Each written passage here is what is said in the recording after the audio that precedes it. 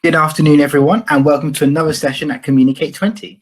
I hope everyone is really enjoying themselves so far. There will be some great talks on today, and I can't wait for some more later, and today's one as well.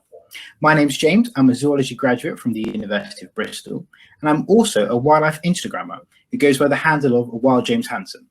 Today, however, I'm going to leave the wild side behind for a bit as I host this afternoon session, breathing new life into social media campaigns. An estimated 3.81 billion people use social media across the globe, and this is growing all the time. So how do we keep our social media fresh, and most importantly, so that it is driving social and environmental changes? To answer this and many more questions you may have, I have two special guests from Greenhouse PR today. Greenhouse works across different sectors, from businesses to NGOs and more, to try and make long-term, meaningful changes, building networks through the power of communication to bring these positive social and environmental changes. They're so good at this, in fact, that they were awarded the Specialist Consultancy of the Year Award 14 days ago, which reflects how both their clients and their staff believe they are making active steps to make a difference. I think that deserves a virtual round of applause. With me today, I have Jenny Briggs and Gertie Goddard, who will tell you a little bit more about the work they do themselves and overall the work that Greenhouse does. So without further ado, Jenny, Gertie, thank you very much for coming to talk to us today. Thank you, James, and thank you for our virtual clap. That was lovely. I'm Jenny. I'm an account director at Greenhouse PR. I work across our consumer portfolio of clients with the likes of the environmental bank Triodos, the renewable energy company Good Energy, and organisations like the Whales and Dolphin Conservation Charity. I've appeared at Communicate for a few years now. I think about 4 years ago was my first session, so really thrilled to be back and back in this online virtual space. We want to make this session as kind of interactive as possible, so we've got lots of polls, but also we really would welcome any questions throughout. So yeah, please keep on with your keypads and get involved. Great, and I'm Gertie. I'm a digital marketing manager at Greenhouse PR. I'm spread across a whole load of different clients, but I primarily specialise in more digital work such as SEO, social media, website optimization and similar. But yeah, recently I've specialised more in clean energy tech, sustainable commodities, green finance, and I've recently worked on a big campaign for London Climate Action Week, which we will be talking about in a bit. So without further ado, we have our first poll. James, if you want to run through this really quickly, that would be great. Of course, no worries. Sorry about some technical issues. 1 second, while you can't see me, which could be a good thing because of my face. But you know, while we go through the first poll, why do people struggle with social media? I myself have suffered this a lot of the time, so this is actually a really helpful talk for me. So in the poll, you can vote for what you think is the reasons why you struggle. Is it because you just don't have the time to give the attention it deserves? A lack of inspiration? I know I struggle a lot with creativity sometimes because there are only a certain number of times where people can, see a sparrow every week. A lack of knowledge and understanding, not sure how to use it or to benefit your organization, but there could be a lot of other reasons as well. And if there are, please let us know in the chat. At the moment, it seems definitely to be that, that people just don't have the time to give the attention it deserves. Which, when a lot of people do work 5 days a week, how, Jenny, Gertie, how do you balance? Because it is quite time consuming, Instagram, to have people respond to you. How do you, post 3 times a week, for example, and then do 5 days a week? I think it's a really good point. And I can imagine as well that at this conference, there's so many charity individuals who are probably over-resourced. So it's quite tricky to achieve that balance. But I think the best way to kind of get ahead of it is just through kind of effective planning and really preparing in advance and making sure that you do allocate that time, but you're preparing yourself for a few weeks' time so that you're suddenly not, struggling to find content for a tweet on the day. And that's where it can kind of get too much. Hopefully we've got some tools as well that can help you. I can see that lack of inspiration is also quite high, which is quite interesting. And we're really, really keen to make sure that we inspire you today. So, Gertie, have you got any thoughts? You're a little bit blind, aren't you? You can't see. I can't see anything. I can only see my screen that I'm sharing, just so everyone's aware. Yeah, no, I completely agree. I think it's actually about carving time in your diary. I would really strongly recommend as well having that 30 minutes a day, which you devote like purely to either, looking at other social media accounts that inspire you, or community building. And sometimes that's really important alongside using different tools, which we'll get to later.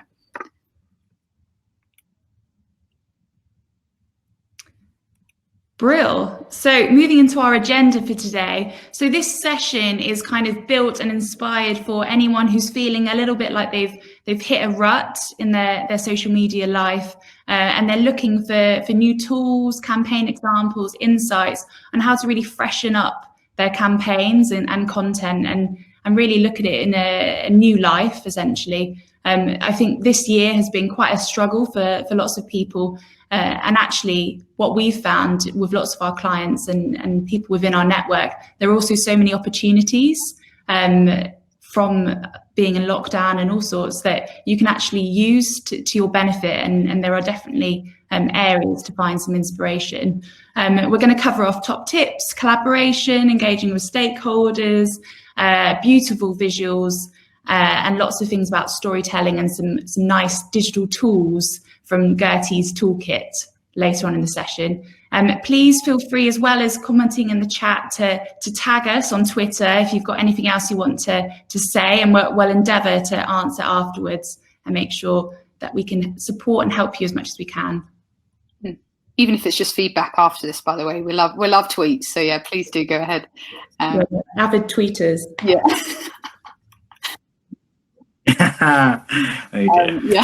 Quote from the session. No, okay.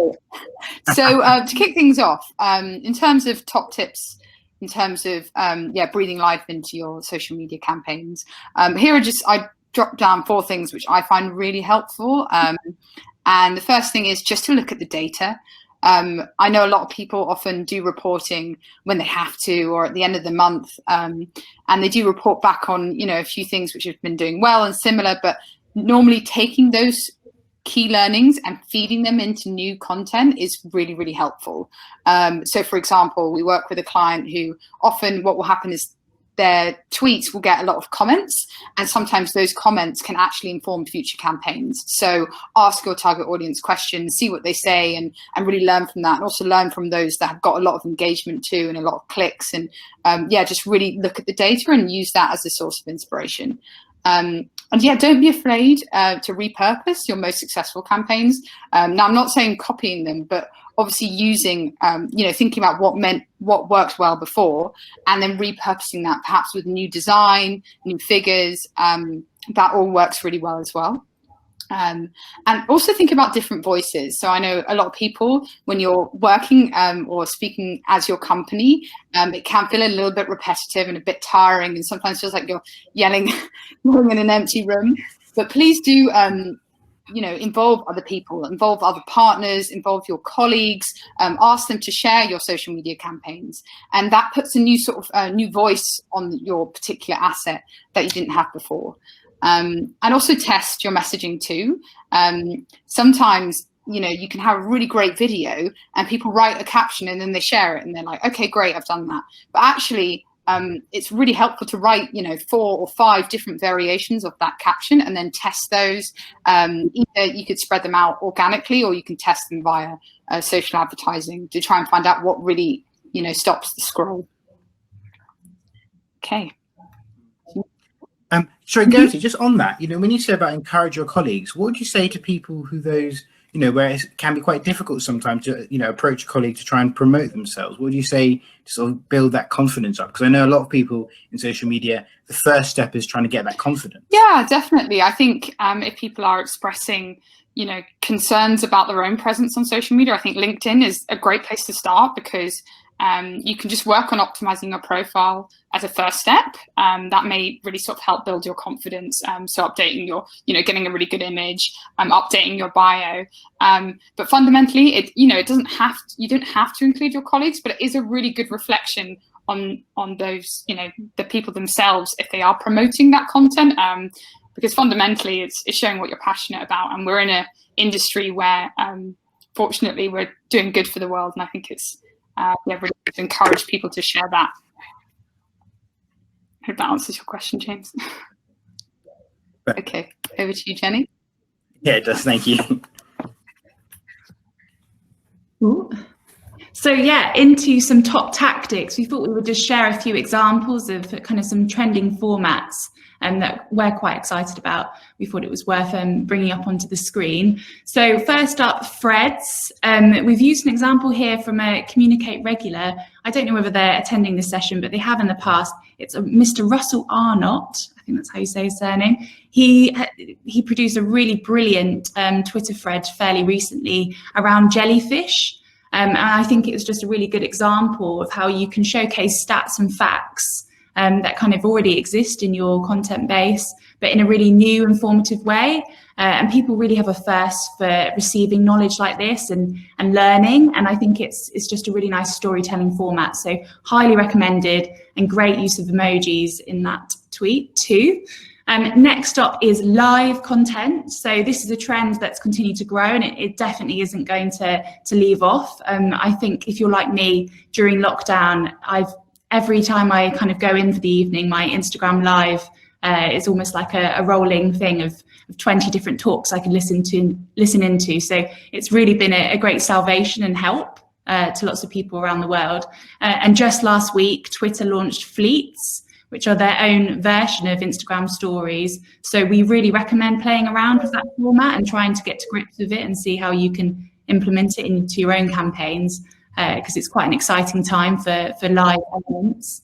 The example we've used here is the Self-Isolating Bird Club, founded by Chris Packham, which is a brilliant little live feed and video around a hedgehog, which I found very comforting.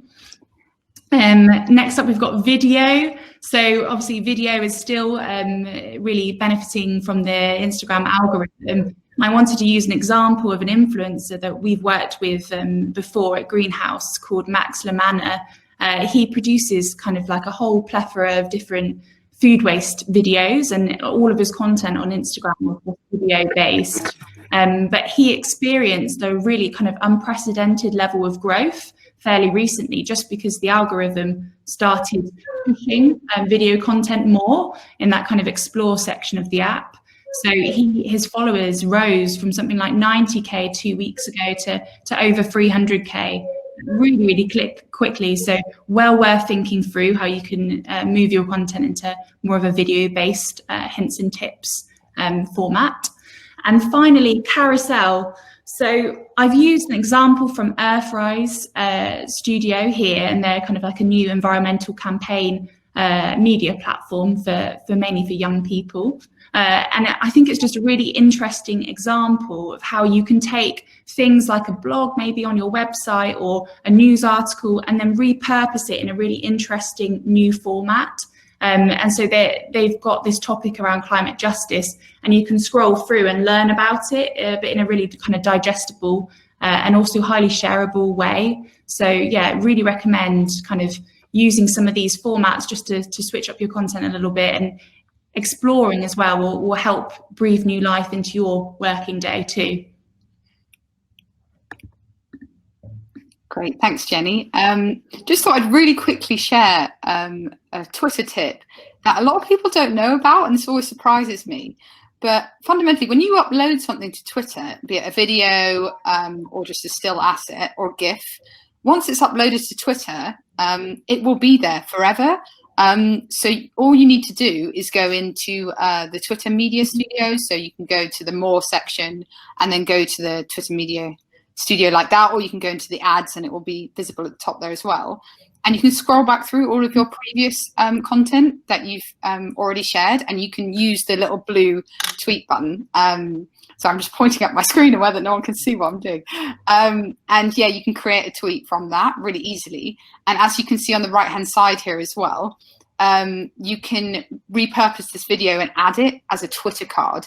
And by that, I mean you can pre-select the link you want people to go through to. So instead of just expanding the video, they actually go through to register for an event. So yeah, please do use the Twitter Media Studio. It will make your life a lot easier.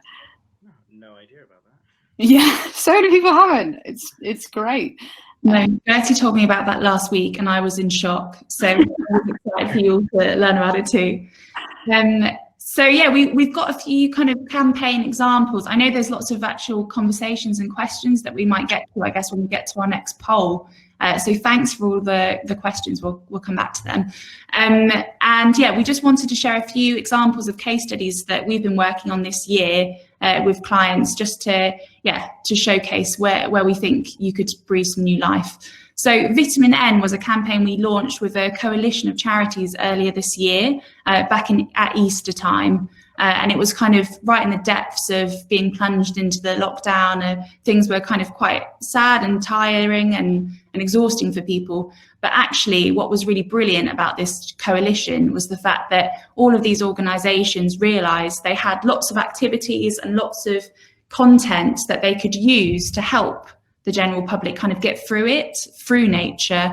And we just created this kind of overarching campaign style and identity, and then made sure that all of these organizations just almost shared everything as like an open source public engagement, have it, enjoy it and take it away format, which worked really, really well. And it was just a nice method of collaboration that organizations could take content that's probably been sat on that website for years and actually repurpose it and give it a fresh new life and really help people during lockdown who obviously were looking for activities and looking for things to do.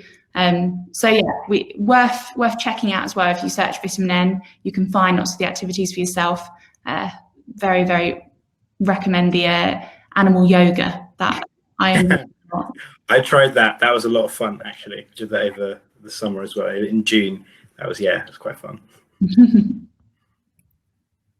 Okay, great. So to talk about London Climate Action Week, this campaign which actually took place twice this year, so once in July, once really recently. And what this is obviously, this is a huge stakeholder event. So over 200 stakeholders are involved in this. And this usually was a physical event, but obviously had to go virtual this year. And the one thing that really made this campaign a success were two things. Firstly, was the toolkit that we developed with them. And essentially, a social media toolkit has everything you need to know about the campaign. So for example, the hashtags to use, the tags, the assets that people can repurpose and download, who to tag, and so basically it's like a manual. And the more you put into this manual, the more that people will use it and get out of it. So that's a really handy technique if you're planning to work with many different people. But also they had, London Climate Action Week had a weekly meeting with all of the stakeholders. And we joined that meeting and we just kept a little communication sections of that meeting. And the reason that was really important was because we really encouraged everyone to support each other by using this toolkit, to follow each other on social media, to engage. So it wasn't just we should only promote our company, but actually we should promote other companies and they'll do the same for us. So you created a really sort of good hub of engagement there, but also enabled us to just showcase best practice to all of the different stakeholders and, really sort of celebrate those who've done it well and also highlight the organizations that are getting involved. So yeah, we'd really recommend sort of setting up regular meetings in the run-up to a campaign, just to make sure that everyone's really on board and really understands what's going on. So I think next up we've got another poll. So over to our glamorous assistant, James. The glamorous assistant you can't see. So which one of these facts they've put is false? Is it an average of 3 hours spent per day per person on social networks and messaging? I'm sure that one isn't right. The number of hours I spend on it. The number of daily active Instagram stories users is over 500 million. 91% of all social media users access social channels via mobile devices. That's what I would vote for. And 45% of people globally use social media in one form, in another. Or Facebook, YouTube, and TikTok are the top 3 networks every age group globally. I feel it wouldn't be the last one, but let's see what the voters say. The voters are saying it is that one. So I could be horribly wrong. It might be me is horribly wrong here. 69% of people so far have said that. So while we're waiting, Sarah West had a good question. I'm not on Instagram. Should I be?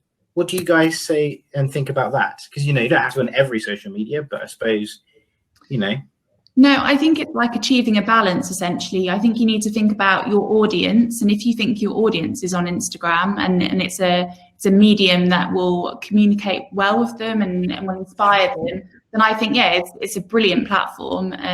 So from our perspective, I'd say yes, but don't spread yourself too thin if you don't think you can put the time into making the feed look beautiful and making sure it's updated regularly, and that you actually you do spend time on it. I think lots of organizations, if they're kind of they're lacking that resource and time, then spreading yourself too thin is just not going to help you. And I think you can really make some channels thrive and go really well, and then move into those other channels when you do have time, or when you've got another person on board or something like that. I hope that's helpful. I think, it really depends on who you are, essentially. We also have the results in the polls. Jenny, Gertie, so 92 votes, so 60% of people think it's Facebook, YouTube, and TikTok are the top 3 networks for every age group globally. Are they correct? Yes, that's the false one. Yes. Wow. Absolutely. It was too obvious. Yes, Facebook, YouTube, and Instagram are the top 3 networks for every age group, followed closely by Twitter and then TikTok. Obviously, TikTok is huge, but that is very much in a younger demographic, whereas Facebook is still massive. And even if people aren't on the actual Facebook platform, people still regularly use Facebook Messenger a lot too. So that's almost like a separate app. So actually, if you put Facebook and Facebook Messenger as 2 separate things, they would still be the top 2. Right. Okay. Wow. I can see lots of people mentioning TikTok in the chat as well. And I think it's worth bringing up because it's such a new and exciting platform. And I'm seeing more and more organisations join, and some of them are doing really well. I saw the FAO started doing some food waste videos. I think it's quite an inspiring space if you can think about how your content can best be perceived and influence that younger demographics. It's obviously used by Generation X, who laugh at millennials such as myself being on it, unfortunately. But it would be good actually to know if anyone in the chat is starting to use TikTok just within their own comms. Interesting. I think that's all. So next up, we've got Good Energy. And I think the reason we wanted to include this campaign is more of an example of how we try to approach a campaign with the idea that we were approaching and starting it with the visual first, and we wanted to create kind of cut through and generate interest around a subject matter that's usually quite well trodden, but also the campaign itself, we wanted to kind of capture that enthusiasm and excitement that young people have for a greener future that we've seen as a result of the climate strikes and things like that.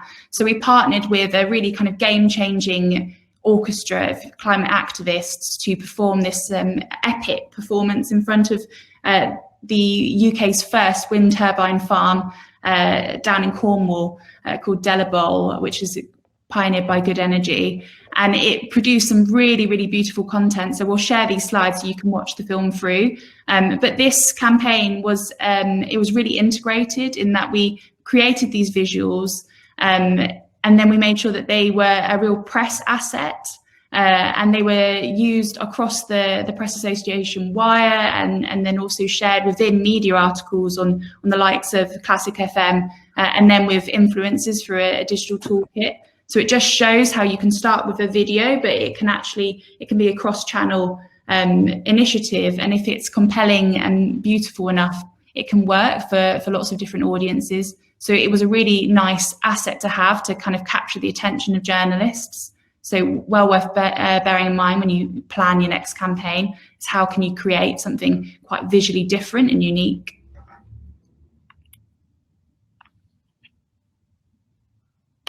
And then this is just an example of a campaign launch page. So we worked with Changing Markets earlier this year on their plastic campaign to raise awareness of the, unfortunately, I think it's a little bit stop-start, the scroll, so you're not able to see the beautifulness of this launch. It's a shame. And we just wanted to showcase how actually if you put the time into your campaign launch page and really make sure it looks a little bit different, it really proves dividends. And changing markets always have really innovative different ways of visualizing their data and showcasing their reports. So yeah, we really recommend thinking through how you can tell that story in a new way, in a different way. And this launch page is quite a good example.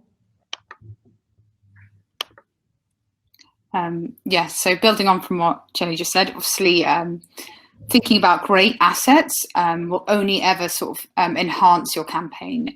So obviously you can devote that time and energy towards a really beautiful landing page.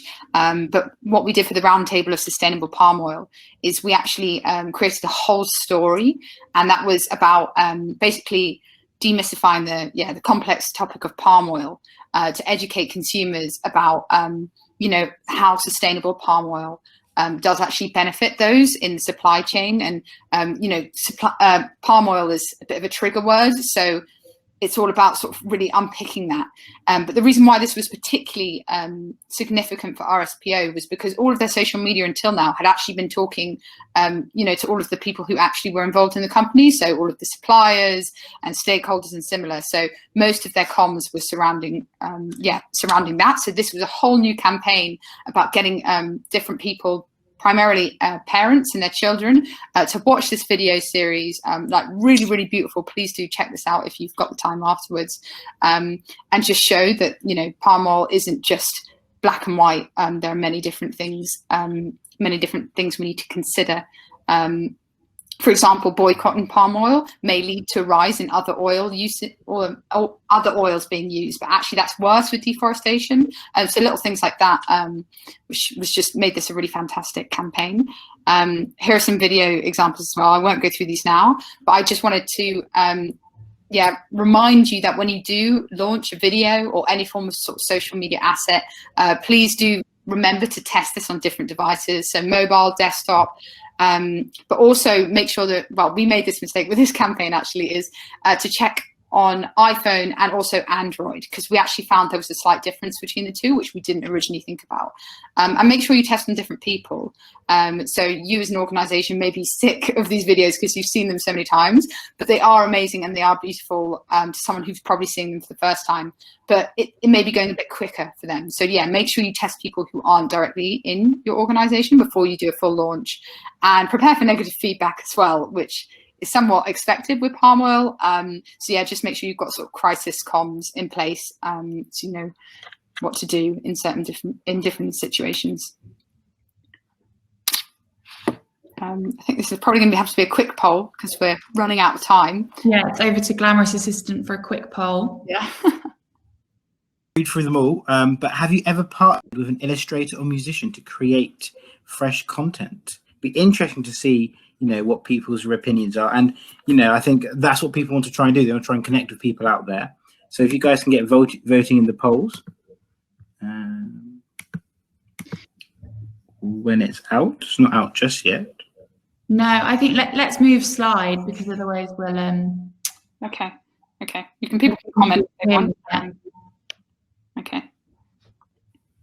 No? Hello? No? Good. Next up is a campaign example, and this isn't it's not a greenhouse campaign, but we wanted to showcase it because we thought it was a really interesting format.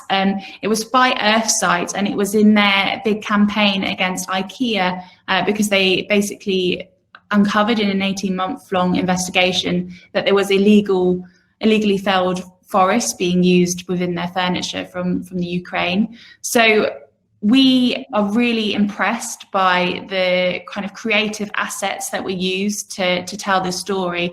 And what's more, I actually think it's worth everyone who kind of can access these slides clicking through and reading through the long form story, which really kind of appeal to their supporter base, because there's a real hunger from people out there to not just have the quick insight from Twitter, but to actually have that long read piece and really get into the detail and understanding of what was discovered. So it's really beautifully told, and it's well worth checking out.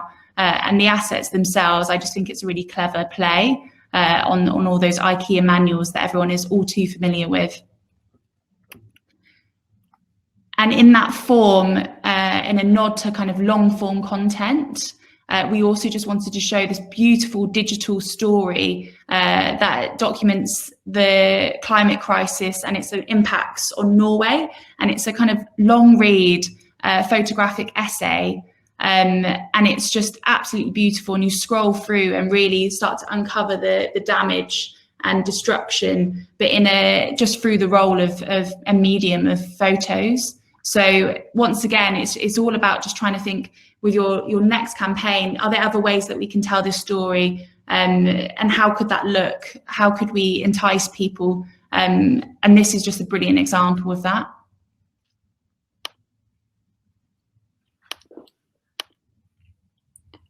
Great. And finally, we thought we'd end on Greenpeace, because as you'll remember right at the start of this presentation, I was talking about building on the success of a previous campaign. So I expect everyone here has watched Greenpeace's Rangtam advert, which obviously was adopted by Iceland last year for their Christmas ad. And it was actually banned, and that provoked a storm of controversy. And yeah, obviously it meant that loads of people saw it, 70 million, in fact. And there were 2 petitions that went alongside this, and they had over 1 million signatures each. So I think that's a really key thing to remember here is actually, even if this video does go viral, remember that there needs to be a call to action at the end, like what do you actually want people to do? Otherwise they will probably just forget about it. So but what's really important here is they've actually just launched Monster. I don't know if everyone's seen this or not, but this is the sequel to Rangtam, but obviously it's talking about a separate issue. So Rangtam was mostly focused on palm oil, but Monster is more about, all the other things that are wrong, not necessarily wrong, but can have implications in a diet, such as soy or eating too much meat or similar. So yeah, please do check it out. And I think this is just a really good example of, okay, that did really well. How can we build on that? And yeah, and just to let you know, motive stories are highly shareable. So even though this comes across as quite young kind of audience, obviously this does appeal to everyone because it is a really strong story. Don't forget, everybody was a child once. We've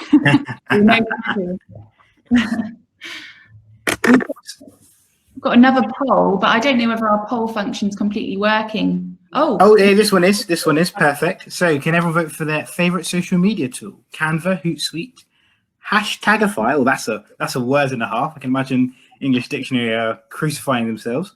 Unsplash, or if you've got another one as well, please let us know. Canva is the most popular so far. It's understandable. I've used Canva in the past as well, but also Hootsuite. Never heard of Hashtagify. The word kind of scares me slightly.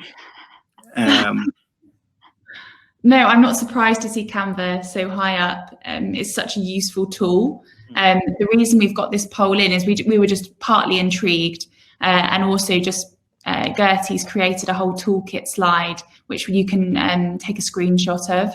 So hopefully it can explain a few more. So Hashtagify, James, with the app you're scared of, it hashtags essentially. So before you launch a campaign, it's well worth just popping that hashtag in and just making sure you track the impressions and use. And then I think that actually, sorry, Jenny, I think that's a different one. Tracking, sorry, good that I've just spotted that. Hashtracking.com is the one that we use a lot at Greenhouse. That's the one which you just mentioned. Hashtagify me, I'd recommend just having a play around with. This is one which you can enter a hashtag into, and it gives you recommended related hashtags. So for example, if you work on sustainable palm oil, a lot of people will use different hashtags which are similar to that. So it helps you sort of just gauge what other phrases people are using. But in terms of usefulness, I'd actually recommend hashtracking.com, which I'll update this slide with. I can't believe I missed it off. So I'm confused. So hash tracking is the one I love. Hashtag is completely new to me, but I will also go with it. There you go. I've exposed myself. All the tools. A lot of people in the chat were also saying that they use Sprout Social, which you can see is under scheduling, and Buffer as well. I've used Buffer because I think Buffer quite easy to use as well. But like someone asked about Later. Has anyone have you two heard of Later before? Yes, that's used specific. I think that's used specifically for Instagram. I see. Scheduling later on Instagram.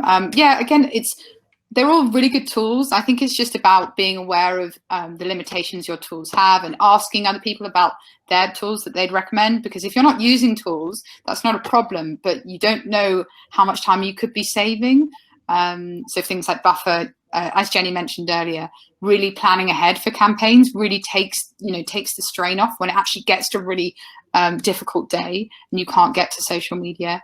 And they're also really good for inspiration as well. And then we've got some other tools, so Gertie's going to go into them, but essentially I think everyone's probably a little bit bored and tired of Zoom meetings.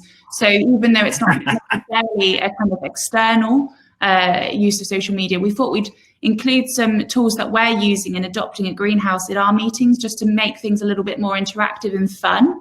Do you want to go into Miro and Slido, Gertie? Yes, I've actually got 2 more to add to this now as of an hour ago, but Trello you may all be familiar with, a really useful, simple sort of management tool, which we use a lot at Greenhouse. But in terms of sort of more interactive meetings, Miro is really good, and that essentially is almost like a whiteboard where you can get many different people to look at the same screen and really sort of brainstorm together and add post-it notes. So yeah, really interactive.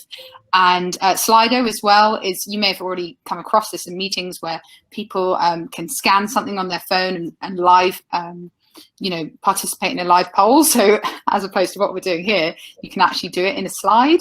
And there are another two to note down are Jamboard and Menti.com, which I only recently come across, which again are similar sort of interactive things. And Menti.com is the one where you can, basically, for example, create a word cloud straight away. So yeah, definitely have a look at that, and don't feel limited just because we're all stuck at home and it's all virtual. It doesn't have to just be Zoom meetings. There's so many different tools to make it engaging, and yeah, we hope we've been somewhat engaging today. Yeah, I think the beauty of Menti and Slido as well is it's quite nice for the audience because they can see the polls go up. And with Menti, you can see the word cloud form. So we've started trying to start a few meetings where you ask people to submit how they're feeling, and then you can see the images like appear on screen, and everyone can chat through. It's just a really nice kind of connection tool. So highly recommended. I guess, we're into our last section. I don't know whether we can go through a few questions maybe. We've got quite a few questions, so we'll try and go through as many as we can in the time. From Kirsty Shakespeare, what do you think is the main thing what's the appropriate amount of time to spend on your social media planning and posting? That's quite a tricky question. Thought I'll start with that one. Well, I'd recommend actually putting a budget behind it. That can really help you understand. Sometimes I'm thinking more client-wise here. So if you know that you can only spend a certain amount, your hours are worth this amount of money, you may want to say, okay, let's limit this to 5 hours a week. But if it is a really important campaign, then actually, the more you put into social media, the more you'll get out of it. So it is, sort of how long is a piece of string question. Jenny, do you have anything else to add there? Yeah, I think it really depends on capacity and what you can do. And I would also say that when you're planning campaigns, it's well worth actually building in that test and trial time and making sure that you have enough time. You're not just kind of just running and then implementing. You can actually test and see what works and make sure actually that you're really happy by the time you get to launch. So if you think, I can only spend a few hours on this a week, you need to really plot back and see realistically when can I launch that's going to give me enough of a kind of test and trial period that I'll be happy and confident by the time I can set it live. Perfect. Thank you. Another question from Kaylee this time. What is your view on other groups or organizations reposting your content? Do you think that helps it or does it weaken it? I think, well, it's always a good thing. I think sharing is caring, and I think we always encourage collaboration as much as possible at Greenhouse. So if lots of our advice for clients on their social channels is kind of rule of thirds. So a third of your content, a third of old content that you're kind of repurposing, and then a third of just really sharing and celebrating your community, because you can't expect people to share and engage with your posts unless you're doing the same. So as long as it's relevant and topical for what you're doing, I'm not saying to suddenly start sharing something really random about kind of scones and cream teas or something, if you're a food charity. But yeah, make sure it's relevant, and also it's a great way to build your own follower base from places that you think they will be. So other organisations that you think your supporters will also follow, or people that you think could join and be interested in your conversations.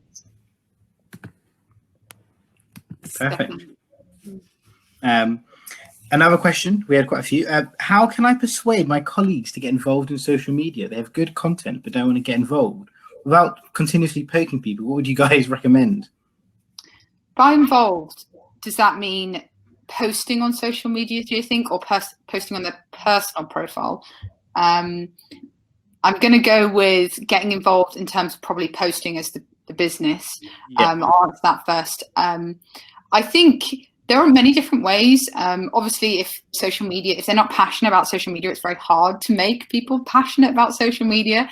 I guess it's perhaps just, involving them a bit more, educating them, sharing some amazing things. At Greenhouse, we really celebrate success at the end of the week. We send around an email which just says, look at all of this amazing things that have happened, and we congratulate the person who's shared a really successful tweet. And you can do prizes and similar if you want, if you're that sort of a business. But yeah, I think it's just about showing lots of examples and getting people behind and understanding the impact social media can have, because I think a lot of people don't want to go on social media because they don't really understand how important it is for a business to be on social media. So yeah, I'd answer that with just educate and try and inspire them and congratulate people who do great work. Yeah, sentence is always a great way.